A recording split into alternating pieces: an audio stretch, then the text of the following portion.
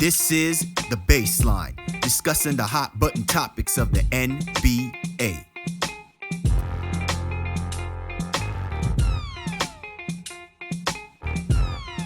Welcome, everybody. You're tuned to The Baseline. Cal Lee Warrenshaw discussing the hot button topics of the NBA. Special edition of The Baseline. This is our Baseline play-in tournament preview. My man Warrenshaw and I break down the upcoming play-in matchups before we actually get to the playoffs. So there's a dance, there's a trot before there's an actual dance. And as always, let me go ahead and roll out the red carpet to my right-hand man, www.shawsports.net, Big Kahuna PNC, my man, Mr. Warrenshaw, repping out of Fort Lauderdale, Florida. What's good, Mr. Shaw? I know you had your eyes peeled on last day of the NBA regular season. And before we jumped on this podcast to record, you had a few thoughts I know we will kind of dive into as we kind of discuss the play-in preview matchups. But needless to say, I just wanted to get your thoughts about the wildness of the last game of the regular season in the NBA. Yeah, NBA always delivers. The East provided some intrigue, some teams ducking and trying to jockey or tank for positioning in the Eastern Conference, I think. So that was interesting. Is that strategy? Is that a legit strategy that It's a legit strategy, and I think if you believe in the basketball gods, that typically does not go into your favor. So when you're trying to duck teams, you usually end up with something that kind of comes worse for you in the long term. So shout out to the Cleveland Cavs. Hopefully things will work out for them, on their journey in these Eastern Conference playoffs. I think I was told the Bucks did not tank in their pursuit, but ultimately they gave up in the fourth quarter once Orlando seemed to kind of just want it more. But we've seen the Bucks kind of duck some teams here and there, and the last time they did that, they got beat in the first round by the Miami Heat. So here we are.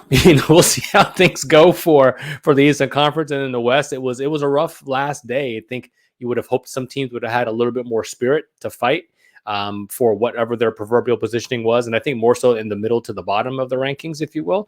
OKC, they did what they needed to do. They ended up with the number one seed, but a lot of great stuff happening on those last day of the NBA season. And it does impact our show here today with the play-in tournament.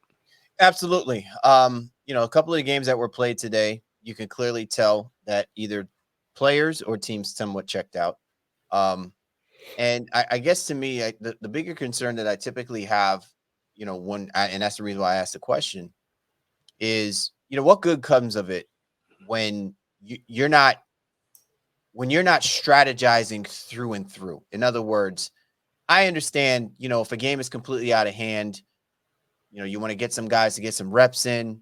It's obvious that some of these guys may actually be important players that you want to implement. You may want to try to utilize in your first round of the playoffs, or in this particular case, could open up the possibilities of how you strategize for a play-in game. But at the same time as well, too, what I've noticed from some of these teams is the focus and the attention is a lot on the players, and not in most cases, you're not seeing that focus and attention to detail, on the coaching staff and the coaches and what, they should be doing and what they should be utilizing this final game. And I think that's the difference. It's one thing if you're playing game one of an NBA 82-game regular season. It's a different situation or circumstance if you've already been eliminated and we've autopsied you, that when you're playing game 82, what that's supposed to look like with the roster that you have, because that's the roster that you've got, regardless of if you got a guy coming off the bench, coming off the mend. This is the roster that you have. This is the roster you have to work with, and you've got to work these guys, not just physically, but mentally, in a position where they're going to come in and be able to execute whatever expectations you think that you should have in that first round of whatever playoff play-in that you're about to partake. Yeah, well, for some teams, again, it's always a matter of perspective. So some of the truly upper echelon teams, they are still working on things. They are still looking at the guys that are on maybe the back end of their rotations. Like, all right, well, could I play this guy in this specific situation and maybe give them, a couple of minutes to give my guys some respite if need be. And I think for the teams that are not that good and have already been autopsies, as you kind of touched on, it's like, all right, well, Are we getting for, or what can we do to get ready for next year? Who is available? Who is kind of showing some proverbial chops? But all of those teams have very, very different situations. Like, what's the injury situation, versus, hey, yeah, this player, X player, truly his brain is already in Cancun. The last day of the regular season poses for a lot of different challenges, but only for the truly locked in who have something to play for, or think they could have something to play for, even going into next year. They will stay locked in, on the final day of the season, but that's not everybody. That's not everyone. So as always, man, Shaw, once again, we appreciate all of our listeners hopping on board with us this week. And again, this is a special episode because we're going to basically preview the play-in tournament. I really don't like that terminology, play-in tournament. I don't know what that's supposed to mean. It's now you got a tournament, you got a what do you call it? In-season tournament, then a play-in tournament. I think you just need to call it play-in and just call it a day. That's just me. Playing games, whatever. Yeah, the PIG, whatever, whatever. But anyway, play-in tournament is taking place. 7-8 seed, 7-8 team is going to play. Then you have the 9-10 seed is going to play. Winner of the 7 is locked in. The winner of the 7-8 game is locked in. Then the 8 seed, if they lose, they'll have a second opportunity for them to compete. They'll play whoever the winner is between the 9-10 seed, and whoever loses in that 9-10 seed, they also get their pink slip and their free resort stay at Cancun, as my man Shaw has alluded to. So, and that is respectively for the Eastern and Western conferences. So we'll get right to those teams, those matchups, and what we're looking for, and the intrigue that comes from it. As always, be sure to get my man Shaw at Shaw Sports NBA. Get at me at Game Face Lead, the show's Twitter handle NBA Baseline, available on all the major platforms. You know where to find us. Go to www.thebaselinenba.com. Check out our show and all of our other shows that we have going on. We've had some really great guests. We've had some really great conversations over the last couple of months. A lot of great partnerships have been taking place, with the show. So obviously, that the Baseline is continuing to grow. And as we continue to grow, we want you guys to be in the know. So, be sure you check us out. If you see the blue and white logo, we're saying hello, and that's from the 19 Media Group family. Be sure you go to the 19mediagroup.com to check us and the family of great content creators that are putting out great stuff for you to listen to, whether it's music, entertainment, culture, sports, you name it. We've got it. Go to 19mediagroup.com. So, Shaw, let's get right into it. We're going to first start off with the 7-8 matchups in the Eastern Western conferences, respectively, and then we'll discuss the 9-10 matchups.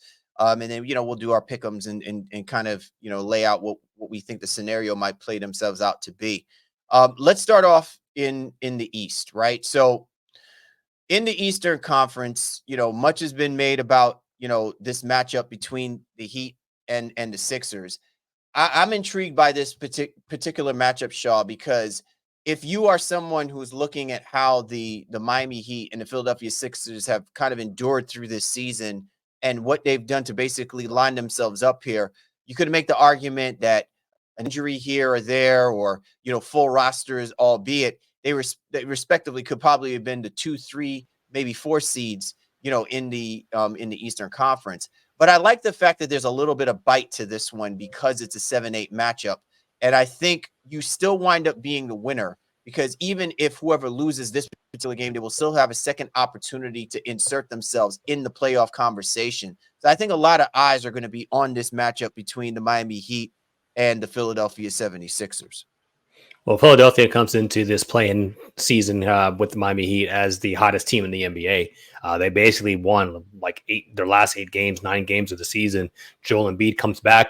Yes, he's been fatigued, but he's still been dominant in the minutes that he's played, just jumping back into his MVP-like form. And that's problematic, I think, for the rest of the Eastern Conference. With the Knicks now being wounded themselves and somehow wrestling the number 2 seed from the Milwaukee Bucks, I think there's more incentive for both of these teams here to try to do that. Not that either one of them are afraid of Boston or anything like that too, but obviously you just want the best potential matchups. And I think they will be going hard at each other to try to see if they can get in that matchup versus the number 2 New York Knicks, who won't have Julius Randle for the remainder of the year. And I think if you're Philadelphia or Miami, you can't look ahead. You got to look at that game, but that gives you deeper incentive to want to win that game, to get into the playoffs and then ultimately potentially make a deep run. But what Embiid is doing right now, allowing Tyrese Maxey, I think in some ways that's the more important side of this. Maxey gets a slot back down as the number 2 option, and everybody just he just makes everybody's life easier coming in and doing what he's doing. I think offensively, this is going to be a really tough game. But on the other side, before you jump in, Miami got Tyler Hero back. And Terry Rozier is nursing an injury and, probably should be available. But with Hero back now, too, they get, offensive firepower that they desperately need, and they get hot from three and the whole nine. That it gives them a whole nother dynamic. So with all the guys that Miami has kind of rotated through their backcourt now, it gives them multiple ways to continue to throw at Tyrese Maxey on the defensive side to keep him kind of running through and dodging screens. Kyle Lowry, revenge, if you will. He can try to get back against a Heat team that did not seem to really want him for the last 2 years, if you will. A lot of great storylines in addition to obviously the Embiid Butler, their banter and their relationship as well, too. I'm looking forward to the 70 matchup in the East. Yeah, this is a great matchup. And to your point, I don't want to get ahead of what you may have alluded to by saying, if you're the Philadelphia 76ers, would you rather play a hobbled New York Knicks team, or would you rather be situated where you wind up playing, the Boston Celtics, be it that if say, for example, the Sixers lose, but then win, the second game, second play-in game, and then they wind up getting paired up to play against the Boston Celtics. Would that not be a matchup that could actually favor a team like the 76ers? Because as we well know, while the Celtics are a very deep basketball team, there's still an exposure there in their front court in a way where Embiid can still dominate and can still create a problem. But to your point, I think it is incentivized. The less games and mileage that Embiid has to endure to get to the Eastern Conference Finals, that is the path, of least resistance that you should be taking, right? And if you're Nick Nurse, you want to get as quickly and as deep into where you can with as minimal games exposed to Embiid as possible. Now, the good part about the injury is Embiid is rested. He doesn't burn out like he's burnt himself out over the last 3, 4, 5 years in his quest for him to get an MVP. Finally, the NBA may have done Embiid right by the fact that they eliminated him from being an MVP candidate. And thus by doing it, they allowed the 76ers to say, we need you to take as much rest as possible to get yourself right for this playoff run. Now, I'm sure they weren't expecting themselves to be play-in suffered, but nevertheless, to your point, Shaw, when you've got MVP form Embiid on that basketball court, rare will you find anybody that can match up and be able to stay with him when he is in his bag. So if you are the Philadelphia 76ers, this is the opportunity and the time where momentum is in your favor. The only question is, and this is to what you're saying, will Tyrese Maxey be the X factor to expose a somewhat shaky backcourt of the Miami Heat? Or will you have to contend with playoff Jimmy? You get what I'm saying? Like if you have MVP Embiid versus playoff Jimmy, I would kind of be like, you know what? I like my chances with playoff Embiid because of the fact that you're asking Jimmy to do so much more in a game, winner takes all game situation. You get what I mean? So I like the Sixers because dynamically they can match up better against the Miami Heat in other positions. And even if the Miami Heat can slow down Embiid, this is why, if you've got Nick Nurse, this is why you've got Maxey playing at a high level, Harris playing at a high level. You've got Hield playing at a high level. You've got Lowry playing at a high level as a role player. Like all of this can work in the favor of the Miami Heat. I say all of that to say, Shaw, but damn it, man, it's the Miami Heat and it's in a playoff situation, right? Like how many times have we said, don't sleep on the Miami Heat because this is exactly when they are the most dangerous. And if Eric Spoelstra has even a fragment of the roster that he can work with to execute whatever game plan that night for them to win, who's to say that they're not, that they don't walk away? I wouldn't be surprised if they walk out of that, out of Philly with a W over the 76ers, even though all of the momentum right now is with the 76ers. I mean, on the regular season, 2-2, various guys in and out of those lineups, for both teams. So it's hard to get a real feel. But I think the last part is where we pick up from. Can you really doubt Miami, especially what we saw them do last year, making it all the way to the NBA Finals, being in a very similar situation, playing situation, almost lost to the Chicago Bulls, on their home floor, in that second playing game, and then ultimately makes the run all the way and pushes the Nuggets to 5 games. This Heat team is problematic. That's all I get to. They're problematic, and they know how to get it done. And I do agree. I think we all understand the playoff Jimmy is a situation and is a real thing. In addition to the reinforcements that they now have on this roster, Miami. There's a really interesting thing about the Heat for me, because I think it was Josh Hart who said that Jimmy Butler is on side quest, throughout the regular season. And then all of a sudden he's going to lock in now for the playoffs. I thought it was a very apropos statement, especially if you play video games and things like that. It's like, he's kind of there. It doesn't really seem very Heat culture-ish of me to have a guy who's not truly locked in for the entirety of the regular season. That's a conversation for another time. But what all these injuries and things have allowed Miami to do again is to continue to cultivate other talent. Jaquez should be ready for the playoffs. Jovic should be ready for the playoffs.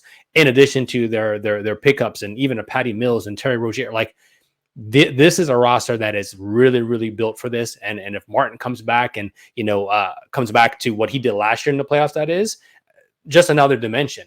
They're ready. They're ready to roll. They're ready to rock, and they're going to throw everything they possibly can at this Philadelphia 76ers team. I think it's a pick 'em. I know Philly is probably the odds-on favorite right now, probably by a couple points, if you will, because of the Embiid played. But Miami getting out of that game would not be a surprise to me in any capacity for all the reasons I just outlaid. The other thing as well, too, and I know that's not the idea, the thought process, because we're not trying to even get ahead of it, but we're being realistic, too. Even if the Miami Heat were to lose this game, I'm sure that you probably would have more confidence. They may walk away still getting into the playoffs, after taking that L to whoever wins in the 9-10 seeded game, just simply because it's the Miami Heat, and they've walked down this path before. They have stared elimination in the face too many times and have given the middle finger to being eliminated, and they just refuse to go away. So, to me, I think what this comes down to is, how much of the influence will Jimmy Butler have, on this game? So let's speak on it, right? If you are the Philadelphia 76ers, Shaw, like I said, momentum is in your favor. They need to be up, and they need to be up big against the Miami Heat. They cannot allow the Miami Heat to hang around for 3.5 midway to the fourth quarter, because this is when the situation really gets nervous, so to speak. And it's not that I don't have any confidence in Nick Nurse. It's not that I don't have any confidence in Tyrese Maxey or even Joel Embiid. But what will concern me more than anything is, will they be prepared to execute when necessary? Put the ball in whoever is in the hands of whoever is needed to get those important baskets, not take bad shots, not create, silly turnovers and things of that nature. Because if there's one calling card that we've seen from the Miami Heat that has given them the momentum, especially in their playoff runs, is their ability to force teams to make silly mistakes or to take bad shots during critical situations while the Heat may be on a run, or to, in the early outset, exert and impose their will that shakes the opposing team's ability to impose their will in return. So that, to me, I think is important, that if you're the Philadelphia 76ers, you want to make a statement of how dangerous a team you are, you have got to come out and you've got to punch the Miami Heat in the mouth first. And you've got to not let up, not give them any wiggle room for them to feel like they should have the confidence and the roster capable of being able to come back on you if your team is clicking on all cylinders. Yeah, well, I mean, let's get into it, because obviously we have a lot to get to in terms of the play in general. But my situation here for Spoelstra is, how do they play Embiid? Do they play him straight up, with Bam Adebayo, obviously one of the better defenders in our game? Or do you throw some doubles? Do you mix it up? I think ultimately they mix it up with Bam doing primarily single coverage on them for the rest of the time. Embiid has shown some great passing chops here this season, averaging a career high in assists, unlocking Nick Nurse, kind of unlocking that aspect of his game. But in a one-game scenario, I'm banking on the others to beat me. If I'm Spoelstra, I'm throwing double teams at him. I'm stunting. I'm coming at him from different angles, and trying to confuse him in my coverages. And then, hopefully maybe he turns the ball over, or you're going to make Kyle Lowry make shots. You're going to make Maxey hit shots in basically, in a pressure situation. That would be my path to potential victory, if I'm the Miami Heat. But ultimately, I'm just going to jump to my prediction. I do think the Sixers get it done, send Miami into that, in that 8-game versus the 9-10 winner. And then the Sixers get the New York Knicks in the first round. That's my prediction. What about you? Yeah, I like the Sixers. I like the Sixers in this game. Again, what I'm looking for is to see how dominant the Sixers are in the early outset. I worry if they let this game kind of hang around in that fourth quarter, but I do believe that when you've got a roster as good as what I think you could potentially have, and as good a coach as Nick Nurse should be, getting these guys offensively in rhythm to me is the only thing that's in question. It's not to say that the Heat won't be, offensively, in tune either. But I just think that the Sixers have more firepower and have more ways to attack the Miami Heat defensively and kind of get them off their game. And we've seen where the Miami Heat at times have struggled for them to be in their offensive rhythm against the better offensive teams in the NBA. So to me, this should be a game that the Sixers win.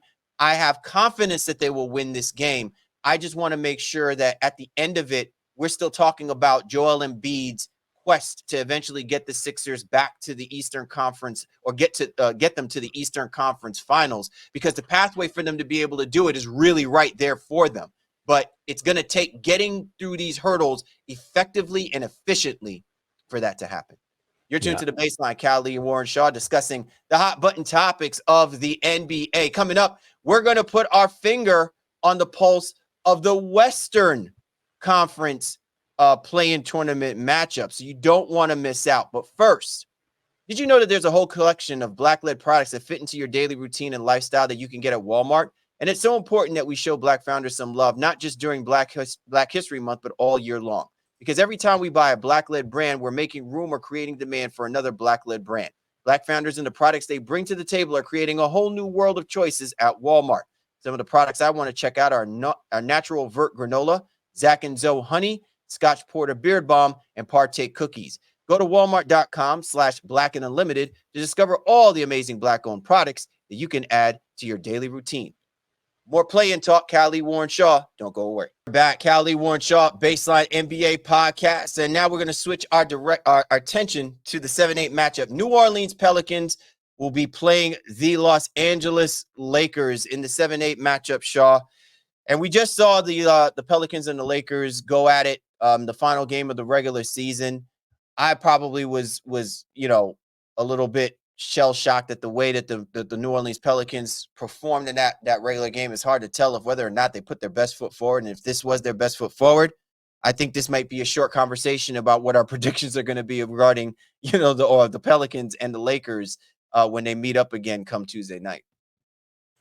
Yeah, I think LA has seemed to have gotten the better of New Orleans throughout the course of this season, even going back into that play-in tournament game where they just dominated them there and then dominated them here again here in the last day of the regular season to kind of just knock New Orleans out of what would have been safety as that 6th seed. Now the Lakers get to play them again, albeit in New Orleans, but they just handled them there. Brandon Ingram comes back and it was the right move because if he is one of your better players and you got to get him the proverbial reps. But I don't know if that threw off some of the timing and some of the flow that the Pelicans have developed in the last couple of weeks without Brandon Ingram. But either way, he's back. Now you got to see, over the next 2 days, can he continue to get his legs under him, and what level of player can he be to impact a game that is so meaningful for the New Orleans Pelicans? Because there's a very good chance, and obviously we haven't talked about the 9-10 game yet in the West, but if the Pelicans lose that, you have a chance of then having to go against Steph Curry, in a desperation fight against his life if they were to beat Sacramento. So to me, there's no better time for the Pelicans to figure out than in that first game against the Lakers, in the 7-8 matchup. But there's not a lot of confidence being instilled in that because you have those two great behemoths in LeBron and AD. Although AD did lead the game with back spasms, presumably should be back and fine for that game in the play-in. But how can you bet against LeBron and AD in this type of situation? Friend or foe, state your biz. Say that again. I said, friend or foe, state your biz. Yeah. I mean, that exactly is where my mind state when it comes to the New Orleans Pelicans. I was so baffled by the way that they performed in this regular season game. But I think it also speaks to a larger question, and we talked about this before. We jumped on and recorded this podcast, Shaw. The implications about what may happen to the New Orleans Pelicans are far more reaching than just taking that L that they just did against the Los Angeles Lakers and possibly taking another L against the Los Angeles Lakers. But I'm going to keep it strictly within the matchup. They do not have an answer for an engaged and a fully healthy LeBron James. And that is a problem. Now, maybe they're hoping for that to be, the equalizer is Zion Williamson. But I'm telling you this right now, Shaw. Even if you're sitting here having this conversation with me and we look at the numbers of Zion Williamson, very comparable to prime LeBron numbers, right? Like 20 something, 24, 7, whatever the case may be.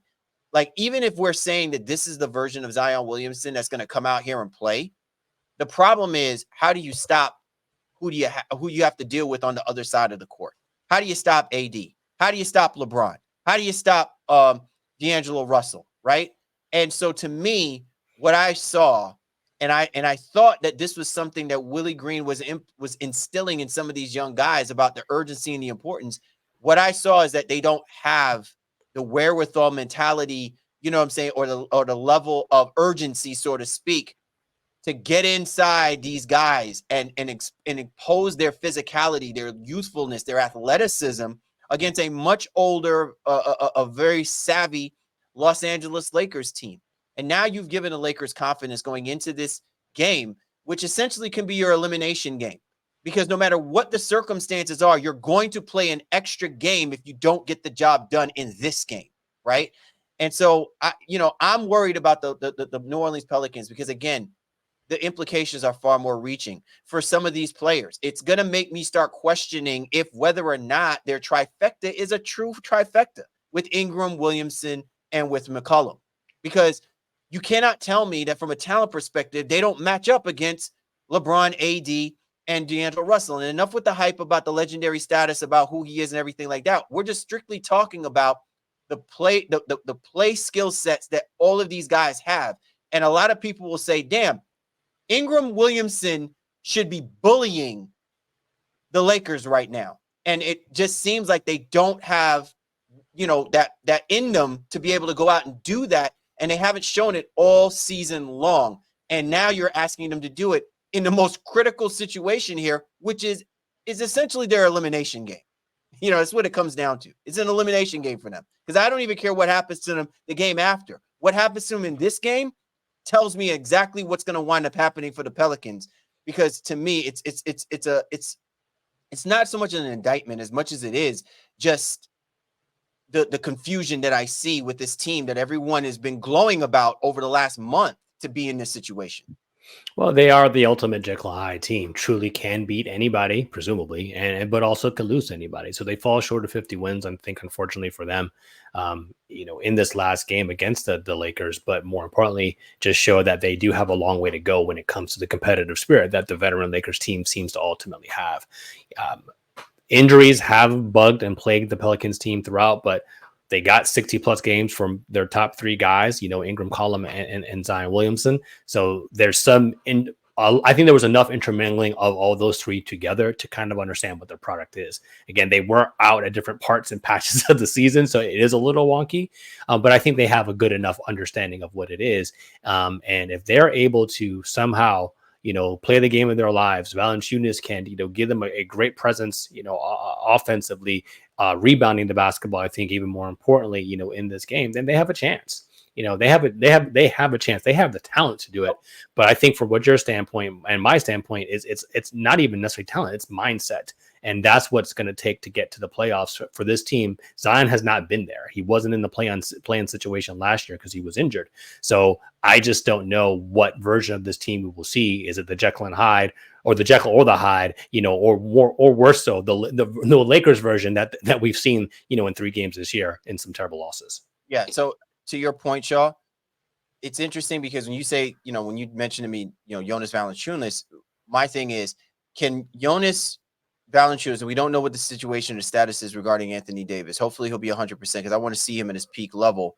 But I want to see the Pelicans impose their will on Anthony Davis. Valanciunas to me doesn't even have to score that many points, but what he has to do is he has to affect Anthony Davis's dominance in the paint. He's got to assert himself to prevent Davis from getting those, second chance opportunities. And he's also just got to make life tough for him when he gets down there in the blocks, push him further and further and further away from the paint, and force the Lakers to rely on LeBron James to do what he hates doing the most, which is getting down in the paint and exposing matchups. But again, it goes back to another point that you're saying. Williamson has not been in the play-in situation, so you don't know what version of Williamson is going to appear in this particular, game. But I would challenge you to this point, right? Williamson, by far, should be in what people's eyes estimated as the next freakish LeBron James with his size and his girth. And what I saw even in this game is just this lack of bullishness to get into the paint. Like, he needs to be drawing fouls. He needs to be, literally there's like running over people to get down, beneath the basket, and at least, say something to that, to the opposition. Say something to Darvin Ham. Force Darvin Ham to go deep in his roster, so to speak, and pull guys out that's going to be able to force Williamson away. Williamson bails them out by shooting shots. You know what I'm saying? And to me, if you're Willie Green, you got to be up in Williamson's ear and say, that's not what we're paying you this money for right now in this kind of matchup. It doesn't matter if Davis rejects him. It doesn't matter if LeBron James, blocks his shot either. What matters is he's pushing and bullying them in the paint. And until we start seeing some of those Pelican players do that, it just kind of makes it look like the Pelicans are too soft to handle the Lakers. Well, I think what you see with Zion, though, is a lot of, crowding. So if he's not just fast enough to blow past his matchup, or even if he is, then the Lakers are smart enough defensively to hedge, right? And then force him to try to kick out. But if he gets into traffic, he's as big and strong as he is, he's not skilled right now to dribble through that contact. So at what point is he taking lift off to try to get to the rim versus he's trying to put it on the ground, in essence, to try to get 1-2 steps closer? And I think in trying to do that, that's where teams are crowding him and poking the ball away and creating some issues for him, especially on his drives. But that means that he is operating way too far away from the basket. Sure. And that's on McCollum. It's on Alvarado. It's on Willie Green. Like, your sets then have to change in essence. Like, hey, at best, maybe free throw line extended, not dribbling the ball up and initiating offense, or again, catching him in movement, right? He passes and then he goes, or dribble handoffs even for him, so he can maybe get some head of steam. But they do a lot of like him trying to create, which again has proven to be a little bit problematic, especially against the team with the Lakers kind of experience, but also their overall length. So you're not going to just be able to bully your way into that. You're going to have to not necessarily finesse it, but you have to attack from different angles and or create movement opportunities for Zion. Otherwise, other guys are going to have to step up and beat this team. And I just don't know that everybody else on this roster is prepared to do that just yet. All right, so who you got? Yeah, so I mean, and I think everybody's listening, you can kind of figure out where we're going with this. I think it's hard to bet against LeBron and AD here, especially with the way they played against New Orleans specifically. So I got the Lakers winning this one, and the Pelicans, having to fight their way out of that, the 9-10 winner, which could be very, very problematic for them. Lakers move on. It's as simple as that. I was hoping to see something different from the Pelicans Lakers game today. That made me feel a little bit more confident. You can't tell me that it's going to be home field advantage. The only way that this happens is if LeBron James and Anthony Davis doesn't play. And LeBron James just has a cold night altogether. Like, he's turning the ball over and, he's got to take like 20 shots or whatever. But with D'Angelo Russell shooting the ball, Austin Reeves shooting the ball, I mean, they basically got their guys. They're going to be good enough to get them past this first game.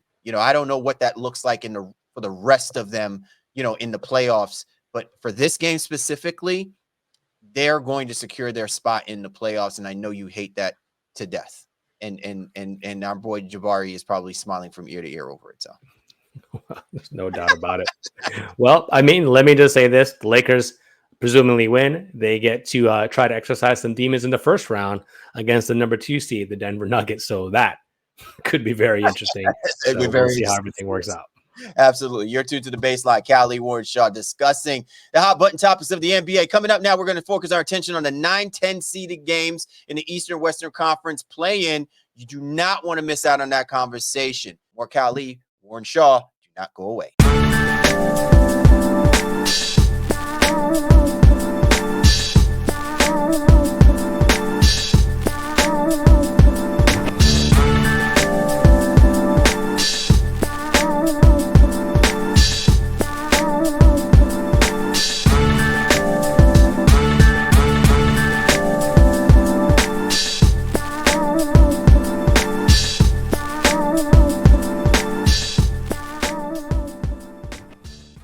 We are back. Callie Warren Shaw, Baseline NBA podcast, as we continue our conversation of the play-in games that are going to be taking place starting Tuesday. So, Shaw, now we're going to focus our attention on the 9-10 seeded games that are going to happen in the Eastern and Western Conference, respectively. So, let's first start off in the Eastern Conference. Let's talk Hawks versus Bulls. So, we've seen the Chicago Bulls, Shaw. They are a pesky basketball team. You know, they fight to the bitter end. I'm sure a lot of people didn't even anticipate that this team was going to be a team that's going to be play-in worthy, but here they are. And while both the Hawks and the Bulls are, you know, teams with losing records, it can't be ignored that, you know, there's a little bit of star power there. There's a little bit of grittiness there that, you know, and at the end of the day, I still think that, you know, whether you're an Atlanta fan or a Hawk or you're a Chicago fan, you should still feel encouraged because, you know, there's an opportunity for the game to be competitively played. And whoever winds up winning, you can actually tip your cap off to them and say, you know what, they deserve to win. No, for sure. And these are two teams that are both banged up. The Hawks may be coming in a little bit better off because Trae Young is back. So, varying degrees of success, I think, in his return, but he's really just trying to find his legs. But the Bulls, just nobody, man. I mean, you know, they lost Patrick Williams. Obviously, haven't had, you know, Lonzo Ball for the entirety of the season. Andre Drummond is now dealing with an ankle injury. Don't know if he'll return and be back. If he's there, that could be a pseudo difference maker, you know, for them in that play-in matchup. But I think the momentum is actually going the Hawks' way, despite the clutch performance and the playoff experience, if you will, of DeMar DeRozan. He's a hooper. He's a gamer. We know we're going to get his best effort. The Bulls were in this situation last year. I think of versus the Toronto Raptors, beat the Raptors to get into the final play-in game against Miami Heat, who we've already talked about, and had that game in hand. But different situation, more guys healthy. While Atlanta's dealing with their own injuries, with Jalen Johnson not available for this game, and presumably, you know, unless the Hawks actually make the real playoffs, the Hawks are also hurt too. But I think with the combination of Trae Young, DeJounte Murray, Clint Capella, and DeAndre Hunter, this is a team that I think can get past the Chicago Bulls team, but I think it's going to be tight. And, you know, this has an opportunity to be, I think, an overtime game, you know, really, because I think both these teams are pretty evenly matched. And I don't want to discount the clutch play of DeMar DeRozan and my guy, Kobe White, who's just had a monster comeback season. But I think the Hawks are going to have enough to get this done. They have enough to get this done, but I'm going to caution you on this, Shaw. Like, so I just watched, you know, the Knicks. You know, they locked in the 2 seed and they played against the Chicago Bulls and they basically had to go to overtime. And, you know, obviously the Knicks are dealing with their own injuries. One thing that I did see about that game, though, is that while DeMar DeRozan, you know, to me, he's a clutch performer. It looked like he had problems, you know, dealing with more physically larger defenders like OG Anunoby, and, you know, they switched him out. You know, Josh Hart played him at times as well, too. And, you know, he had an opportunity to win that game for the Chicago Bulls, even, you know, in the final ticks, you know, of overtime. And to me, I feel like there's an opportunity here for him to have, you know, a what do you call them? One of those classic, you know, DeMar moments against the Atlanta Hawks, because I'm finding a hard time looking at that roster and seeing, you know, who do they have that can really stop him when he is, you know, so to speak, matched up with someone that's more towards his size. And so it'll be interesting to see, because if the Chicago Bulls defend the basketball, like how they were defending against the New York Knicks, or at least for 3/4 of the game, then they started to kind of, you could tell that they were somewhat gassed. because of how Donovan had to stretch that roster and things of that nature. Listen, I just watched the Hawks yield 157 points to the Pacers, and I'm not, saying, okay, well, it's just the one game. But what I'm saying is that this has not been the first time we've had this conversation about the Atlanta Hawks and their inability to stop teams or to defend. And so the last thing I think you want if you're the Atlanta Hawks is an in-rhythm DeMar DeRozan, an in-rhythm Kobe White, an in-rhythm Alex Caruso, all backcourt-oriented players. And while you may have Dejounte Murray on your side of the basketball, you don't have a 100% Trae Young, and even 100% Trae Young doesn't mean that you have one of the best on-ball defenders either for the Atlanta Hawks. So I'm just saying that if you are, the Atlanta Hawks, be very leery about the matchups that you have that could work in your favor if you're not maximizing them, because I believe DeMar DeRozan can be the equalizer here and can have one of those vintage performances that we've seen from DeMar, and it's been all long overdue because he doesn't get the opportunity to do it in the playoffs, and I know he wants to still exercise some demons. He could very well do that in this matchup against the Atlanta Hawks.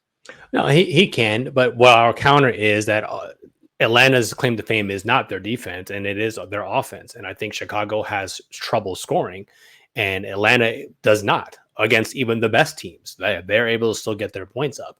And to me, this is going to be more of a case because Chicago they're not defensive stalwarts themselves, while they have leaned into that more towards the tail end of the season under Donovan. I don't necessarily know if I trust that. This game that you saw versus the Knicks, those are the two slowest paced teams in the league. So that kind of, while they scored 120 with 120 to 119 in overtime, again, that pace was slow and brought down. Atlanta is going to be flying up and down the court. And I think that is not good news for the Chicago Bulls, unfortunately. While the Bulls do have home court advantage in this situation, I think the Hawks know who they are comfortable in who they are, and are leaning into that. While the Bulls, I wouldn't say they're having an identity crisis of some sorts, but they've had to figure out more who they need to be based on some of the injuries and the timing of the injuries through the course of the season. To me, I don't want to oversell or undersell the Andre Drummond situation. I think he can come in if he's healthy and give the Bulls X amount more opportunity just by his offensive rebounding alone. That's huge. Vucevic, while a good rebounder, not always the greatest offensive rebounder. So to me, that's where right now, I'll just go lean right into it. I think the Hawks have the slight edge in this, despite being the road team. But again, for all the reasons we said already with DeMar DeRozan and Kobe White and Vucevic, I'm not saying he's no slouch in this, but I just like the Hawks a little bit better because I think they're going to just be able to put the ball in the basket, and Chicago's going to have some struggles doing the same and stopping them on the other side. You and I always do a lot of agreeing. It's gonna be the first time I'm just gonna disagree with you, but not vociferously. I'm not gonna vociferate. Like everything you say makes sense. It is 9-10. But I will say this though, Shaw, and it was something that I was thinking about as well too. That like while Trae Young came back, I was curious to see if Quinn Snyder was actually going to toy with the idea of, hey, what if I had Trae Young come off the bench for just a spell? You know what I mean? Like what's the harm in just having him working in and reestablishing himself, especially if you haven't had him for quite some time, right? Just because it's just a different look to throw, nothing would have changed the situation of the circumstance. And I wonder, like, these type of missed opportunities, I think, speak more to the desperation. So to your point, yes, I believe that the Atlanta Hawks should be the better team. But you know what? I'm going to go on a whim. And I'm just going to say, I think the Bulls find a way to knock out the Atlanta Hawks, just simply because I watch this Hawks team, and in my head, I'm like, they're the one team who I won't lose any sleep if they take an L and get knocked out, because you're going to still wind up questioning this basketball team if they get in. This is not the magical run that they gave you, 5 years ago. You know what I mean? Like, this is not that team any longer, right? So regardless of what comes of it, it's like, okay, you beat the Bulls. You mean to tell me they're good enough? They'll be good enough to beat the whoever wins or whoever takes that L between the Heat and the Sixers? At least if I look at the Bulls, I say, yeah, if they beat the Atlanta Hawks, who look like a better team up and down in the roster, they earn that. Even if they take that next L, whoever's coming out of that next game. But like the Hawks, I just, again, they're a team that remind me a lot like of the conversation that we were just having a few moments ago about the New Orleans Pelicans. You know what I'm saying? Friend or foe, state your biz. So, well, this is going to be an interesting one to see. So obviously, we'll have to figure out in the one of our later segments here in the show of whoever's coming out of this, do they beat? Because we both picked the Sixers to beat the Miami Heat. So which one of these teams will play the Miami Heat, and could they beat that team if they were to move on? But we got to move on to the West. yes, sir. All right. Well, then since you've already rolled that out, Shaw, let's go ahead and move our attention to the West then. Sacramento Kings are going to be taking on the Golden State Warriors. I like this. This is a nice matchup. I know that you would have preferred the proverbial, elimination chamber of the Warriors and the Lakers, but you can't be disappointed about this matchup. It's big brother versus little brother. You know what I'm saying? So it's Uso versus Uso. So who's Jimmy Uso? Who's Jay Uso? You know what I'm saying? I'm down on this because Sacramento is not fully healthy. Them not having Malik Monk is truly a season changer, I think, for them. Had they been able to maintain him, and they were struggling anyway, but they might have just been able to stay above the play-in situation altogether. But without him, Keon Ellis is in the starting lineup now. Don't forget, they also lost Kevin Huerter. We didn't really talk about those losses on our show throughout the course of the latter part of the season. And I just feel like it's too much. While they are still a very much an offensive-minded team, can Sabonis be the guy you need him to be in the playoffs? Can he just, while he plays strong and he's not small by any stretch of the imagination, can the physicality of the Warriors somehow decide to employ in the playoffs, specifically with Looney and Draymond specifically? I just feel there's just too much here. And while all the games this year with the Sacramento and Golden State have been extremely close, 1 and 2 point games overall. And I think the Vegas line right now is, I think the Kings are favored. The Warriors might be favored by 1, despite being on the road. I think the Kings go back into shell shock mode. Remember Game 7, with Steph Curry, Jordan dropping 40, 50 on them, in that situation. And there will be no beam lighting here in that 9-10 game for the Sacramento Kings, in my estimation. The Warriors have somehow righted the ship. I don't think they are I don't think they are title contenders, but I think they can get past the Sacramento team, especially with the injuries that they're facing. I think they can get past the Sacramento Kings. I'm just worried about what version of the Golden State Warriors are going to come into this game. Shaw, you know how I am, man. I love a very grounded, very level-headed basketball team. When the Warriors, and I guess some people love when they have their swagger or whatever you want to call it. I call it cockiness, and at times it bothers me because I think they take for granted how talented they really can potentially be. And when the moment calls for them to execute certain things in a way that goes outside of what they're supposed to do, they either overthink it, or they make it overcomplicated, or they make it much more difficult than it needs to be. They make the road so much harder for themselves at times. And I say that straight up and down, not just the players, but even the coaching. And I think this could be one of those moments. Like, I really think that while the confidence and the momentum is in their favor, Shaw, listen, if I'm Mike Brown, I would love to have my moment, man. This is my championship moment. I could be the reason why the Golden State Warriors dynasty fully comes to an end. I'll have my Randy Orton moment. I will be a legend killer. You know what I'm saying? And this could be that time for Domantas Sabonis and De'Aaron Fox, bro. It really could. It could be that time for Keegan Murray. You know what I'm saying? These guys could actually step in. And listen, we're not saying that they're good enough to make a run either. What I'm saying is that with so much that's happened with the Golden State Warriors, Shaw, how will we just forget that they can implode at any given moment, right? Sure. It's not that it's out of the realm of reason to think. I tell you where the key of this really comes down to. If the Sacramento Kings focus their attention on Steph Curry, if you are Steve Kerr, are you going to be confident in utilizing Jonathan Kuminga? Are you going to be confident in utilizing Trace Davids?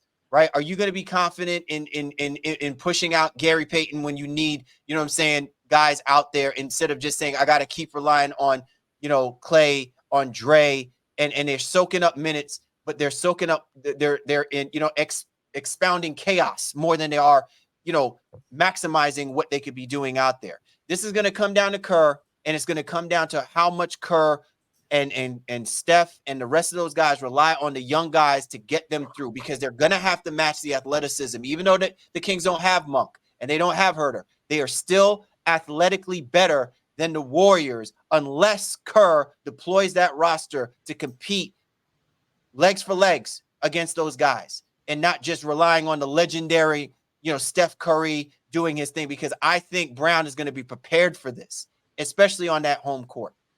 And it's funny because the Warriors play better on the road than they do at home. So for Sacramento, this is going to be, throwback needed performance from Harrison Barnes. And I think a legendary performance, from Keegan Murray.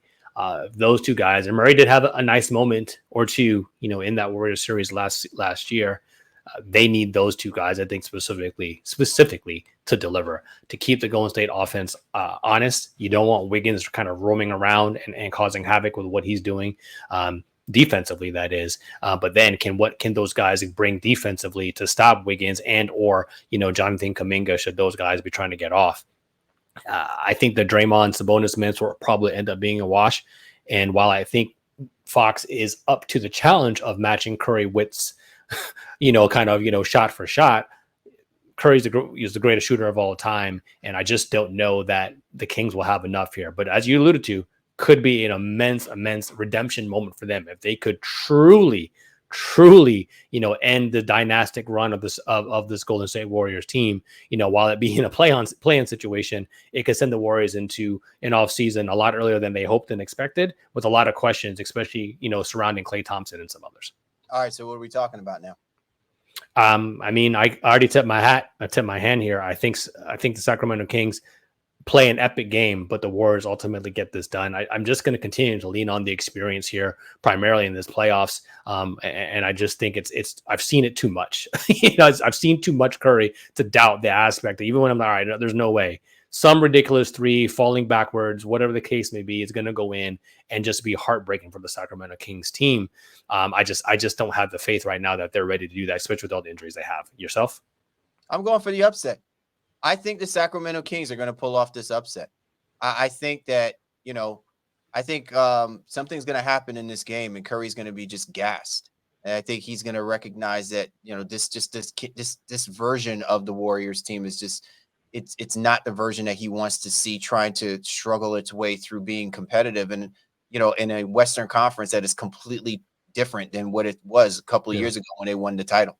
And I just think that this is an opportunity here, to your point, where Brown gets an opportunity to shine, Fox gets an opportunity to shine, the bonus gets an opportunity to shine. But ultimately, I think it comes down to Barnes and Keegan Murray. And it'll be interesting to see if they can figure out a way to pull it out. I'll tell you this much. If the Kings go cold and struggle to find their shot, their stroke, and everything like that, everything you said is spot on. There's just way too much experience on that basketball court for them to contend with if they're not playing at a peak level to defeat this Golden State Warriors team. All right, Shaw. So with that being said, let's go ahead and transition ourselves to where our predictions are going to be with the loser of the 7-8 matchup playing against the winner. Who's going to move forward out of the East and who's going to move forward out of the West? All right. So to recap for our fans, listeners, Sixers and Heat, we have the Sixers winning that, or we both agree to there. So that puts Miami, in that final game versus the 9-10 winner. I have in my bracket, if you will, it'll be the Heat versus the Atlanta Hawks. And while I would love nothing more than the Atlanta Hawks to figure out a way to put Heat culture into a tailspin, I just don't see that happening. And our Boston Celtics have to go the hardest route possible, with this Miami Heat team that just never says die. So I got the Celtics ultimately playing the Miami Heat, with the Heat beating the Atlanta Hawks here in that 9-10 game. Yourself? Yeah, I got the Miami Heat moving on. And listen, if we really want to buy into we made our earlier predictions. You have the Boston Celtics getting all the way to the finals. I don't. I have them falling short to the Milwaukee Bucks. I wish I could retract saying it would be the Milwaukee Bucks. I could look at any other basketball team to hope that they can come in and actually play to the level of the Celtics. But I'll tell you this much. If the Celtics want to earn that level of respect that I want to have for them, they need to go through this Miami Heat team. And I'm not saying beat them, but they need to go through them. So this is probably the best way for you to know and for me to know confidently that the Celtics are about this business this year. And so I want to see that. Like, I know we want to kind of not want to see it, but I want to see it And so to me, I see the Heat moving forward. Yeah, you can't duck. And I mean, and the Celtics have no choice. Like they're just waiting for whatever to happen for it to play out. But, if you're hoping for something, I don't think you ever wish to play the Miami Heat. But I think, as you alluded to, champions, iron sharpens iron. And you want to be like, you know what? No, you're not as good as us if you're Boston. Go ahead, get your business done, and we'll see you. We'll see you on the hardwood. So I got Miami and Boston in that situation. So, all right, let's move over to the Western Conference. So let's go ahead and recap real quick. So we both have the Lakers beating the Pelicans, in the 7-8. And then we do have some dissension in the 9-10 game ultimately, right? So I have the Pelicans ultimately facing the Golden State Warriors. And yeah, you know where I'm going. You don't know where I'm going. I think the Pelicans get it done. I think the Pelicans get it done, and they're the ones get it done. Very nice. They ultimately get it done. 2 road games for the Warriors. I think that'll be maybe a little bit much to kind of overcome. Nothing would surprise me in this situation, but I think the Pelicans match up a little bit better, with this team. And can kind of throw some different things at them, especially with Herb Jones, Trey Murphy, on some of those wings. I think the Pelicans say, you know what, damn, we let this thing slip. We shouldn't even be here. We should have been, safe and comfy as a 6th seed. And I think they upset the Warriors. Although my better judgment is saying I'm probably going to regret that pick, but I'm going New Orleans in that one. All right. So I said Jay Uso's beating Jimmy Uso, right? So the Kings are going to defeat the Warriors, and that means that the Kings are going to have to play the Pelicans. And I'm gonna tell you right now, I like the Kings in this matchup against. Ooh, look at you, light the beam over there, brother. I'm lighting that sucker up, boy. I'm telling you, they're gonna have to make me a resident out there in Sacto. Listen, if they get past the Warriors, the momentum that they will be on, I like that, is sky high, and I think that they will cause problems for the New Orleans Pelicans. Not that I don't think the Pelicans don't have matchups in their favor. I just like the situation for how the Sacramento Kings can come into that game and really, kind of put the Pelicans, on their heels. Offensively, I think that they have more firepower than the Pelicans. So I really like if the Kings get past the Warriors. And again, that's only if they get past the Warriors. Then I see them actually inserting themselves, to wind up playing against the Oklahoma City Thunder. Yeah. So, against and I think, you're not lining up to play OKC either, but, the inexperience, you would figure Sacramento, if they're able to get that far, I would feel pretty good about that. And the same for New Orleans, if they were to figure that as well too. I think there's some treachery afoot there if you're the 7 seed and then ultimately have to get the Nuggets, in that first round, but you can't play games. Like you can't take a chance where, you're one and done. You have to try to get into the series against whatever team you possibly can. Take care of your business. Just keep pushing on. Take care of your business. Stand on your business, or business will stand on you. So, that's what it's going to come down to. Bars right there, bro. The bars right there. I'm telling you. Great show altogether, man. Great conversations, great perspective being given. And this is exactly the reason why the play-in is going to be must-watch TV over the next couple of days, man. It's going to get us amped up for when the playoffs do actually begin. But you like where a lot of these teams are. I know a lot of people might sleep on those 9-10 matchups, but I really do think if you are, then you haven't been paying attention to what these teams are capable of through the course of the regular season. I think that they're going to be ready to light it up, in the next couple of days. Yep, and I hope our fans and listeners will tune in and let us know their thoughts on the play-in situation. If you're betting folks out there, go ahead and let us know what your odds makers are telling you. But I think we're going to have competitive games. I would be not necessarily surprised, but mildly stunned if we get blowouts in any of these matchups. Hopefully the Pelicans, even versus Lakers, they can figure out a way to be competitive, because that I think if they end up losing that will be tremendous.